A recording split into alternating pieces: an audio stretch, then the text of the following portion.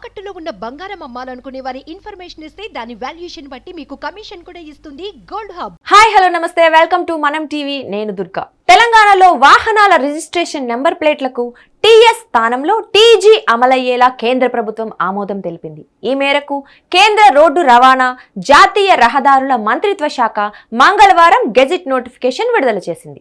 Registration ప్లేట్లపై కొత్త prefix తక్షణమే అమల్లోకి వస్తుందని ఢిల్లీలోని తెలంగాణ ప్రత్యేక ప్రతినిధి మల్లు రవి కార్యాలయం తెలిపింది.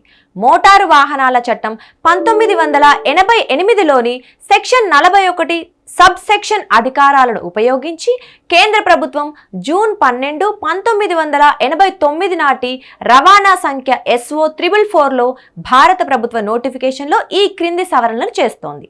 అధికారిక గెజిట్లో ఈ నోటిఫికేషన్ ప్రచురితమైంది. వాహనాల రిజిస్ట్రేషన్ ప్లేట్లలో TS2 TGకి కేంద్ర ప్రభుత్వం ఆమోదం తెలిపింది. రోడ్డు రవాణా, రహదారుల మంత్రిత్వ శాఖ తక్షణమే అంటే మార్చి 12, 2024 నుండి అమల్లోకి వచ్చే గెజిట్ నోటిఫికేషన్ జారీ చేసింది. రెగ్యులేటరీ స్పష్టత, సమర్థతను పెంపొందించడమే ఈ మార్పు లక్ష్యమని తెలిపింది.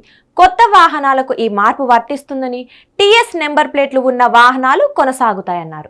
రోడ్లపైకి వచ్చే కొత్త వాహనాలకు రాష్ట్రంలో టీజీ ప్రిఫిక్స్తో రిజిస్టర్ నెంబర్ ప్లేట్లు ఉంటాయని తెలిపింది. అయితే పాత వాహన యజమానులు కూడా నెంబర్ ప్లేట్లలో మార్పులు చేసి కొత్త రూల్కు మారే అవకాశం ఉందని గతంలో వార్తలు వచ్చాయి. అసెంబ్లీ ఎన్నికల్లో అధికారంలోకి వచ్చిన కాంగ్రెస్ ప్రభుత్వం పలు సంచలన నిర్ణయాలు తీసుకుంటూ దూకుడుగా వ్యవహరిస్తోంది.